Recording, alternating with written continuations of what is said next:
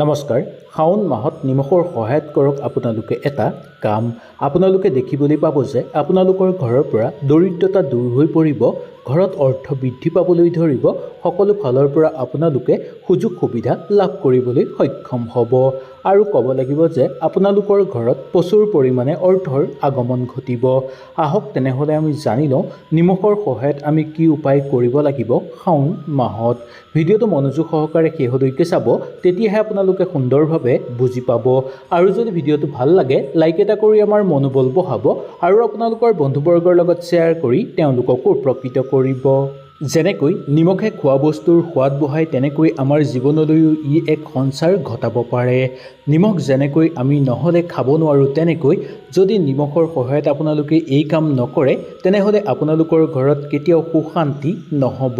শাওন মাহত যদি নিমখৰ সহায়ত আপোনালোকে এই কাম কৰে, মহাদেৱৰ পৰম কৃপা আপোনালোকে লাভ কৰিবলৈ সক্ষম হ'ব। শৰীৰৰ সকলো দৰকাৰী বস্তুৰ কাৰণে যেনেকৈ নিমখ দৰকাৰ, জ্ঞানৰ কাৰণেও তেনেকৈ নিমখ দৰকাৰ। যদি নিমখ কমকৈ খায় বা নিমখ যদি একেবাৰে নাখায়, তেনেহ'লে আপোনালোকৰ কেতিয়াও জ্ঞান বৃদ্ধি নাপাব আৰু শৰীৰত বহু বেমাৰে দেখা দিবলৈ ধৰিব। বিজ্ঞানসন্মতভাৱে নিমখক এনেধৰণে প্ৰমাণ কৰা হৈছে।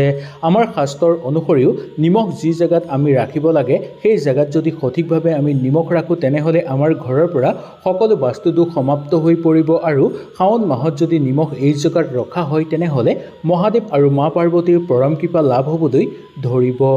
কম বেছি পৰিমাণে আমি সকলোৱে এই প্ৰতিকাৰ কৰি চাব পাৰোঁ। এই প্ৰতিকাৰ কৰাৰ এক মাহৰ পিছতেই আপোনালোকে ইয়াৰ ফল পাবলৈ সক্ষম হ'ব। যদি ফল নাপায় তেনেহ'লে নিশ্চয় এই ভিডিঅ'টোৰ তলতে মোক নিশ্চয় কমেণ্ট কৰি জনাব। আমাৰ জীৱনৰ সকলো কথা আমি নিমখৰ পৰা শিকিব পাৰোঁ। এই কথা আমি নিশ্চয় শিকিব পাৰোঁ যে নিমখ আমি কেনেকৈ ব্যৱহাৰ কৰিলে কি ফল পাওঁ। যদি আমাৰ জীৱনো আমি সঠিকভাৱে নিয়াৰিকৈ নচলাওঁ, তেনেহ'লে আমাৰ জীৱনো ধ্বংস হৈ পৰিব পাৰে। তেনেধৰণে নিমখ আমাৰ খোৱা বস্তুত কম বেছি পৰিমাণে হ'লে আমি খোৱা বস্তুৰ সোৱাদ নাপাওঁ। জীৱনত যদি আমাৰ কিবা অঘটন ঘটিবলৈ গৈ আছে, সেইবোৰ যদি আমি আগতেই ঠিক কৰি নলওঁ, তেনেহ'লে ইয়াৰ ফলতো আমাৰ বহু বেছি সমস্যা আহি পৰিব পাৰে, যাৰ ফলত আপোনাৰ জীৱন ধ্বংস হৈও পৰিব পাৰে। সকলো ফালৰ পৰা দুখ কষ্ট আপোনালোকৰ জীৱনলৈ নামি আহিব, শত্ৰুৰ পৰাক্ৰম বৃদ্ধি পাবলৈ ধৰিব। সেইকাৰণে আমি নিমখৰ সহায়ত শাওন মাহত এই প্ৰতিকাৰ কৰাটো অত্যন্ত দৰকাৰ। জ্যোতিষশাস্ত্ৰত নিমখৰ এনে উপায়ৰ কথা কোৱা হৈছে, যাৰ ফলত আপোনালোকৰ জীৱনৰ দিশ সলনি কৰি তুলিব পাৰিব। এক মুঠি নিমখত এনেকুৱা শক্তি পোৱা যায়, যি আমাৰ ভূত ভৱিষ্যতৰ সকলো শক্তি ঘূৰাই আনিব। আমাৰ ঘৰৰ ধন আগমন কৰিবলৈ ধৰিব আৰু আমাৰ ঘৰত ধন বৃদ্ধি কৰাবও পাৰে। আহক তেনেহ'লে জানি লওঁ নিমখৰ কিছুমান গুৰুত্বপূৰ্ণ প্ৰতিকাৰৰ কথা। এই প্ৰতিকাৰ প্ৰাচীন কালৰ পৰা চলি আহিছে। বহু মানুহে সদায় ঘৰত ব্যৱহাৰ কৰি আহিছে, কিন্তু বহু লোকে এই নিমখৰ প্ৰতিকাৰৰ কথা নাজানে। জ্যোতিষশাস্ত্ৰত ইয়াৰ বিষয়ে সম্পূৰ্ণভাৱে বৰ্ণনা কৰা আছে। আজি এই কথাখিনি আপোনালোকৰ আগত আলোচনা কৰিবলৈ আহিছোঁ। আপোনালোকে মনোযোগ সহকাৰে শুনিব আৰু এই প্ৰতিকাৰবোৰ আপোনালোকে ঘৰত পালন কৰি চাবও পাৰিব। শাওন মাহৰ যিকোনো এদিনত আপোনালোকে ঘৰৰ শোৱাৰ ৰুমত যিকোনো এটা চুকত আপোনালোকে এটা বাতিত বা এটা চিচাৰৰ বটলত ক'লা নিমখ ভৰাই এটা চুকত আপোনালোকে সুন্দৰভাৱে ৰাখিব আৰু সেই নিমখখিনি আপোনালোকে সপ্তাহত সলনি কৰিব।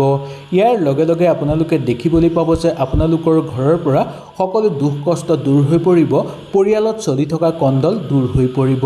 স্বামী স্ত্ৰীৰ মাজত যদি মত বিৰোধো চলি আছিল, সেই সকলোবোৰ আপোনালোকৰ সমাপ্ত হৈ পৰিব। মহাদেৱৰ পৰম কৃপা লাভ কৰিবলৈ সক্ষম হ'ব। মহাদেৱ আহি আপোনালোকৰ ঘৰত বাস কৰিবলৈ ধৰিব। সকলো ক্ষেত্ৰতে আপোনালোকক মহাদেৱে সহায় সহযোগিতা কৰিব। জীৱনত চলি থকা যিমান সমস্যাই নহওক কিয়, সেই সমস্যাবোৰ আপোনালোকে পাতল কৰি ল'ব পাৰিব আৰু জীৱনৰ নতুন নতুন বাট আপোনালোকে বিচাৰি পাব। শাওন মাহৰ যিকোনো এদিনত আপোনালোকে যদি ঘৰৰ মুখ্য দুৱাৰত অকণমান নিমখ ৰঙা কাপোৰে বান্ধি ওলমাই ৰাখিব পাৰে, তেনেহ'লে আপোনালোকৰ ঘৰত থকা সকলো বেয়া শক্তি ধ্বংস হৈ পৰিব। ঘৰলৈ শুভ শক্তিৰ আগমন ঘটিবলৈ ধৰিব।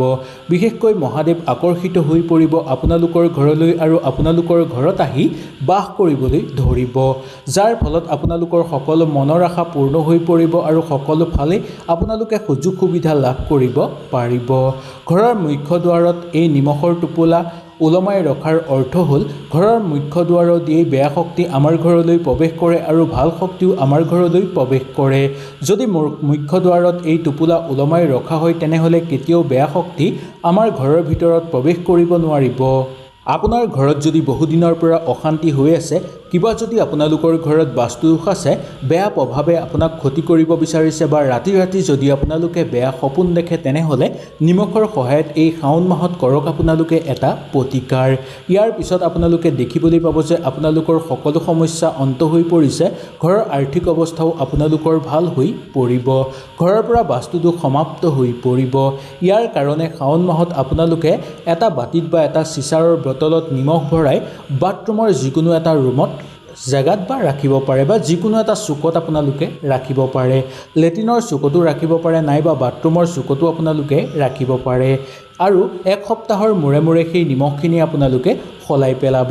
ইয়াৰ ফলত দেখিবলৈ পাব যে আপোনালোকৰ ঘৰত চলি থকা সকলো সমস্যা দূৰ হৈ পৰিব, আৰ্থিক সমস্যা অন্ত হৈ পৰিব, ঘৰত যদি কিবা বাস্তু সমস্যা চলি আছিল সেই সকলোবোৰ সমস্যা আপোনালোকৰ সমাপ্ত হৈ পৰিব, ঘৰত থকা ভাল শক্তি সঞ্চাৰণ কৰিবলৈ ধৰিব আৰু লগতে আপোনালোকৰ ঘৰলৈ ভাল শক্তি আকৰ্ষিত হৈ পৰিব। শাওণ মাহৰ আপোনালোকে প্ৰত্যেক দিনাই খোৱাৰ আগত আপোনালোকে কুহুমলীয়া পানীত অকণমান নিমখ দি তাৰপিছত আপোনালোকে সেই পানীৰে হাত ভৰি ধুই তাৰপিছতহে আপোনালোকে শুব। এনে কৰিলে আপোনালোকৰ ওপৰত কেতিয়াও বেয়া শক্তিয়ে ঠাই ল'ব নোৱাৰিব আৰু ভাল শক্তি আপোনালোকৰ ঘৰলৈ আকৰ্ষিত হৈ পৰিব। বিশেষকৈ মহাদেৱৰ পৰম কৃপা আপোনালোকে লাভ কৰিবলৈ সক্ষম হ'ব। মহাদেৱে সকলো ক্ষেত্ৰতে আপোনালোকক সহায় সহযোগিতা কৰিব আৰু আপোনাৰ মনৰ আশা তেওঁ পূৰ্ণ কৰোৱাব। স্বপ্ন দুখৰ পৰা আপোনালোকে পৰিত্ৰাণ লাভ কৰিব পাৰিব। এনে কাম কৰিলে ৰাহু কেতুৰ বেয়া প্ৰভাৱো আপোনালোকৰ ঘৰৰ পৰা দূৰ হৈ পৰিব। সেইকাৰণে শাওণ মাহৰ যিকোনো এদিনত আপোনালোকে কৰক এই কাম বা গোটেই শাওণ মাহত আপোনালোকে সদায় কৰিব পাৰিব এই কাম। শাওণ মাহত বিবাহিত মহিলাসকলে যেতিয়া ঘৰ মচিব সেই ঘৰ মোচাৰ পানীত যদি অকণমান নিমখ মিহলাই তাৰপিছত যদি সেই পানীৰে আপোনালোকে ঘৰ মোচে তেনেহ'লে আপোনালোকৰ ঘৰত থকা সকলো বেয়া শক্তি দূৰ হৈ পৰিব, মহাদেৱ আকৰ্ষিত হৈ পৰিব আপোনালোকৰ ঘৰলৈ। ঘৰত যদি বহুদিনৰ পৰা কণ্ডল হৈ আছে, মানুহৰ লগত সৰু সৰু কথাতে মত বিৰোধ হয় বা আপোনালোকৰ যদি মানসিক চাপ বাঢ়ি আছে তেনেহ'লে এই শাওণ মাহত নিমখৰ সহায়ত আপোনালোকে এই কাম কৰক বা নিমখ মিহলোৱা পানীৰে আপোনালোকে সদায় ঘৰ মুচিব। বিশেষকৈ মহিলাসকলে এনে কাম কৰিলে আপোনালোকৰ সকলো সমস্যা দূৰ হৈ পৰিব, সকলো ফালৰ পৰা আপোনালোকে সুযোগ সুবিধা লাভ কৰিব আৰু মহাদেৱ আনন্দিত হৈ পৰিব আপোনালোকৰ ওপৰত। শাওণ মাহৰ যিকোনো এটা সোমবাৰে আপোনালোকে কৰক এই কাম।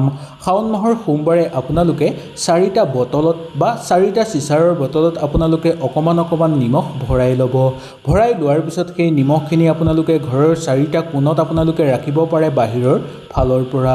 ঘৰৰ 4 কোণত যদি আপোনালোকে 4টা বটল ৰাখে তেনেহ'লে ইয়াৰ ফলত আপোনালোকৰ ঘৰত কেতিয়াও বেয়া শক্তি প্ৰৱেশ কৰিব নোৱাৰিব, কোনো শক্তিয়ে আপোনাক ক্ষতি কৰিব নোৱাৰিব আৰু শত্ৰুৰ পৰাক্ৰম কমিবলৈ ধৰিব, ভাল শক্তি আকৰ্ষিত হৈ পৰিব বা মহাদেৱ আকৰ্ষিত হৈ পৰিব আপোনালোকৰ ঘৰলৈ, যাৰ ফলত আপোনালোকৰ মনৰ বাঞ্ছা পূৰ্ণ হৈ পৰিব আৰু মহাদেৱ আহি আপোনালোকৰ ঘৰতে বাস কৰি থাকি যাব, যাৰ ফলত আপোনালোকৰ পৰিয়ালৰ মাজতো আনন্দ বৃদ্ধি পাব আৰু পৰিয়ালত আপোনালোকৰ উন্নতি বৃদ্ধি পাবলৈ ধৰিব। হয়তো এই ভিডিঅ'টোৰ যোগেদি আপোনালোকে সুন্দৰভাৱে বুজি পালে। যদি কিবা অসুবিধা পালে নিশ্চয় মোক তলত কমেণ্ট কৰি জনাব। তেনেহ'লে আজিলৈ আপোনালোকৰ ওচৰৰ পৰা বিদায় লৈছোঁ। কালিলৈ পুনৰ আপোনালোকক লগ পোৱাৰ প্ৰতিশ্ৰুতিৰে আজিলৈ নমস্কাৰ।